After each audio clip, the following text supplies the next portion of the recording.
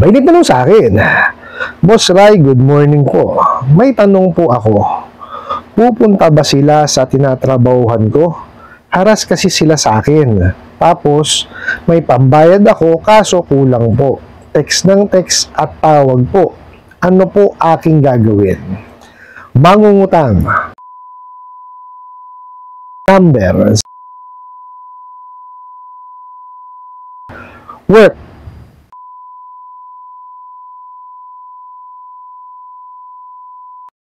Ang tao ito ay suspected for fraud after makakuha ng pera sa amin ay patuloy na di pagsagot at pagbayad ng utang.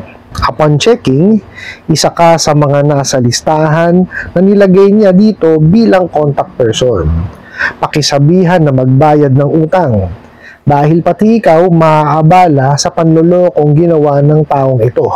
Salamat. Alright, napakagandang katanungan po nito, pero bago ho natin sasagutin, imbitahan ko muna sana kayo na pakisuportahan po sana ang aking mga social media accounts sa YouTube, Facebook, and TikTok. Ayan, suspected fraud pala kayo eh, manluloko pala kayo eh. Walang yata mga bugo katabusado online lending apps na to. Talaga naman, lahat na lang ho sasabihin, lahat na lang ho i-mensahe. Okay? Hihimayin ho natin, no? Itong binigay niyo po sa aking katanungan. Okay, sabi niyo nga po, tatanong kayo kung pupunta ba sila sa pinagtatrabaho niyo ho, kasi haras sila ng haras sa inyo, tapos may pambayad naman kayo, kaso kulang pa. Okay. Ganito ho, no? Unang-una, doon sa total may hawak na kayong pera, kulang pa, unan nyo na lang ho, pag-ipunan nyo siya bago nyo siya bayaran. Tapos, ang gawin po ninyo, sundin nyo lang po kung ano po yung nasa ceiling on interest rate. Okay? Kasi nakalagay sa ceiling on interest rate, pagka po yung utang po ninyo is hindi ho, hindi sobra sa 10,000 or 10,000 pababa. Okay? Ang interest rate lang po, kabuuan is 15% per month. Okay? Sila kasi 7 days lang. So, dapat yan, bilangin nyo per isa-isang buwan. Okay? So, dapat yung 15% lang. Tapos po, pag lumagpas po kayo sa buwan na yun, sa isang buwan, may karagdagan po siyang 5%. So, yun lang po ang sundin po ninyo. Okay? Tandaan nyo po, sila ho kasi 7 days lang. So, hindi ho yung 7 days ang susundin nyo. Ibig sabihin, no, bibilangin nyo yung ano nyo, dapat 30 days yun. Tsaka pa lang po mag-i-effect yung 15%. Okay, ngayon, kung for example, binilang nyo, naka 30 days na kayo, eh lumagpas kayo ng ano pa, dun sa 30 days na yon, so may additional na 5% po. Okay po, sana po maintindihan na. Tapos ito siya. Ngayon, tinatanong nyo kung pupunta sa pinagtatrabahuhan nyo, okay.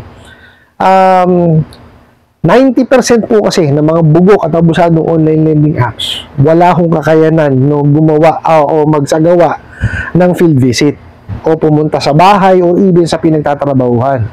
Okay? Kasi unang-una ho, wala naman alam ho sa paninilang mga yan. Okay? Ang alam lang talaga niya, manakot, magmura, mamahiya, yan lang ho alam gawin ng mga bugok na yan. Okay? Ang gagawin niyan, para yan, makapagpadala ho ng, field officer or makapagsagawa ng field visit sa bahay, kukuha ho ng collection agency. Okay, kasi yung mga collection agency, sila ho yung may kakayanan na magsagawa po ng field visit. Okay? Yun lang ho yung panahon na yun. Kaya lang, sa balita ko ho, wala naman no, na mga bugok at abusadong online. Although may mga ilan-ilan po, pero kausapin nyo po. No? Hindi naman ho yan Kasi unang-una ho, pupunta yan sa bahay po ninyo. So, hindi ho gagawa na iskandalo yan. Kausapin nyo lang ho ng maayos. Okay, makipag-usap po kayo ng maayos. So, maganda nga nagpunta sa bahay ninyo, at least makikita talaga yung estado ng buhay ninyo. So, makipag-usap po kayo ng maayos para po matapos na yan. Okay, sabihin sa kanya, dito, meron akong nakaipon dito. Kaya napupunan ko to. Kamo, para mabayaran ko yung nahiram ko sa inyo. Pero kamo, susundin ko lang, is kung ano lang yung nakalagay doon sa ceiling on interest rate na inilabas na kamo ng Bangko Sentral ng Pilipinas na inadapt ng SEC. Ganun po ang sabihin nyo sa kanila. Tapos gumawa kayo ng compromise. Kailangan ho yung compromise agreement na yun dapat naka-in-written. Okay? Para legal yung gagawin yung bayaran. Ngayon, kuwari, tumawag lang naman. O sabihin, email nyo sa akin, pero gamitin nyo kamo yung, yung official email address po ninyo. Yung may domain name ninyo. Domain name meaning po, nandun po yung kanilang pangalan. Okay? For example, ako po, Boss Rai, di ba? Let's say, collection@bossrai.com. .com.ph. Okay? Nandun po dapat yung pangalan nila, yung company name. Yung po ang domain name. So, para po, kaya ako sinasabi may domain name, para po official. Email man nila, di at least alam nyo na, okay, galing to dun sa ano na yun. Kasi, ang ginagawa yung mga bugok na yan, gagamit ho ng mga dami account yan. Okay? Sige, mapunta ho tayo dun sa pinadalang sa inyo. Pinadala nyo yung katanungan.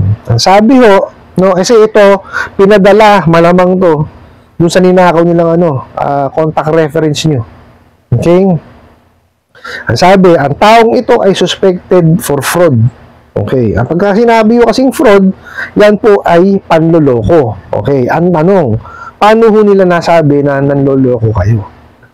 Unang-una, hindi sila ho nag-conduct ng credit investigation or verification man lang.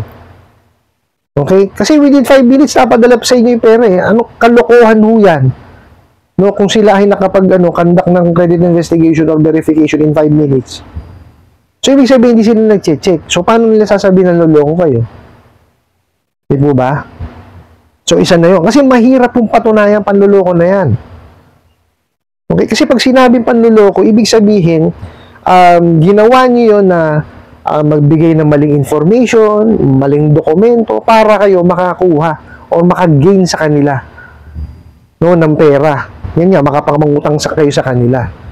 So, ngayon, mahirap po nilang patunayan yung bakit. Hindi naman sila nagkakandak ng credit investigation. At sirang-sira na po ang pangalan niya mga bugok at abusadong online lending apps. Actually, dapat sila ang kasuhan ng fraud eh. Sila kasuhan ng panloloko. Bakit? Tingnan nyo ho. Mag-advertise yan. Sasabihin, up to 150, 120, di ba? 180 days. Pero pag 7 days lang. Mangyayari nga, let's say 90 days. Pero 90% ng utang nyo sa ikapitong araw, bayad na. Tapos 30-30. Si Raulo, panloloko yun. Tsaka hindi nila dinidisclose. Diba? Sa kanilang mga kliyente, yung obligasyon. Importante yun. Para saan pa yung batas na The Truth in Lending Act kung hindi nila susundin? Di ba? Maliwanag ho yan. Kailangan sundin po yun. Importante yun. Paano may schedule nung kliyente yung kanyang pagbabayad kung hindi niya alam yung kanyang obligasyon? Padadala nilang ng pera, di ba? Sila gumagawa ng sakit ng ulo nila eh. Tapos sasabihin kayo manloloko, kayo ang fraud. Ba si Raulo, sila ang fraud. Di ba? Kaya nga hindi makatungtong ng barangay yan. Hindi makatungtong ng korte. Hindi makapunta sa bahay po ninyo. Dahil alam ho nila na napakarami nilang kasong nilabag. Ang alam lang talaga nyo ngayon is manakot ng manakot. Mumurahin kayo. Papahiya kayo sa ibang tao, papahiya kayo sa social media, tatawagan yung inyong mga contact references na ninakaw nila. Diba? I-stressin kayo. Yan lang ho, alam gawin yung mga bugok na yan. Sus Mariosep. Tingnan nyo ho, kitang-kita dito na pinahiya kayo. Nagpadala sila ng mensahe doon sa ninakaw nila sa contact list nyo. Ayan di man tingnan nyo ho. Diba? Ang taong ito ay suspected of fraud. After makuha ang pera namin, ay patuloy na hindi pagsagot at pagbayad ng utang. Kayo ang mga bugok at abusadong ahente ng online lending apps. Ang gumagawa ng dahilan para hindi kayo sagutin. Diba? Kung kinakausap nyo maayos yung mga kliyente ninyo, bakit hindi kayo kakausapin? Kasi gagawin nyo, tatawagan nyo, mumurahin nyo agad. Bungad nyo, mura. Sino matutuwa kausapin kayo? Sige nga. Sira ulo kayo. Tapos gaganyan ninyo, ipampangangalandakan nyo sa mga kakilala nila na ganyan. Kayo gumawa niya. Tingnan nyo, kayo, takot kayo sa nyo, sa multo nyo, mga bugok. Tapos upon checking, isa ka sa nasa listahan na nilagay niya dito bilang contact person, katarantaduhan yan. Hindi ho yan. Yan yung sa ninakaw nila. Kasi ganito yan. Diba? Pag nag-a-apply ho kayo, manghihingi ng permission. Pag binigyan nyo ng permission yan, automatic ho yan. Maglalagay ng malware yan sa cellphone mo ninyo. Mananakaw na nila ngayon yung mga detalye ninyo. Especially yun nasa mga contact list po ninyo. Yun ho, mahirap dyan sa mga yan. Kasi ginagawa ho nilang collateral yun. Pag hindi kayo nakabayad sa takdang panahon, ayun ang tatawagan nila. Yung lahat nasa contact list nyo. Pati yung nasa Facebook friends nyo. Mga sikraulo nga. Mario Joseph. Tapos ito pa, pakisabihan na magbayad ng utang. Maliwanag na ho yun. Diba? Sinisiraan na kayo sa ibang tao. Diba? May privacy breach na. Diba? Salbahe ang mga yan eh. Nanteting. Ewan ko ba? Tapos dahil pati ikaw maaabala sa panlulokong ginawa ng tao ito. Tignan nyo ho lang. Sino mga abala? Sila. Diba? Sinasabi na nila na aabalahin kayo. Diba? Yung walang kinalaman sa utang aabalahin. Nakita nyo kakikitid ng utak nyo mga yan? Diba? Sino ho ng utang? Yung kliyente. Bakit hindi yun nasingilin? Diba? Tsaka ang siningil doon pera. Bakit ang ginagawa nila sinisira nila yung dignidad ng tao? O diba? Mario Joseph, kayong mga bubok at abusadong ahente ng online lending apps ang gumagawa ng multo nyo. Diba? Kayo gumagawa ng sakit ng ulo nyo. Kausapin nyo ng maayos ang mga kliyente ninyo. Diba kayo mga bubok? Ngayon, nagtatanong ho kayo, ano ang aking gagawin? Okay. Unang-unang pakalmahin yung sarili ninyo. Ganyan lang naman talaga gagawin yan. Tapos, sabi nyo nga, meron na kayo na itabing pera. Sabi nyo pa rin ho yun. Tapos, pag-ipunan nyo siya. Kagaya nung sinabi ko kanina, sundin nyo na lang po kung ano po yung nasa ceiling on interest rate. Pagka ang utang nyo po is 10,000 pababa at hindi po lalagpas sa 4 na buwan. Okay? Ang monthly interest lang po nakabuuan is 15%. Kung ulitin ko po, itong mga bugok at abusadong online lending apps, 7 days lang. So, hindi valid yun. Okay? Ang susundin nyo po yung nasa ceiling on interest rate bilang kayo 1 month. Doon po papasok yung 15%. Ngayon, pag lumagpas kayo dun sa 1 month na yun, may additional 5% po kayo. So, magiging dagdag na nun, 20% na. So, susunod ulit.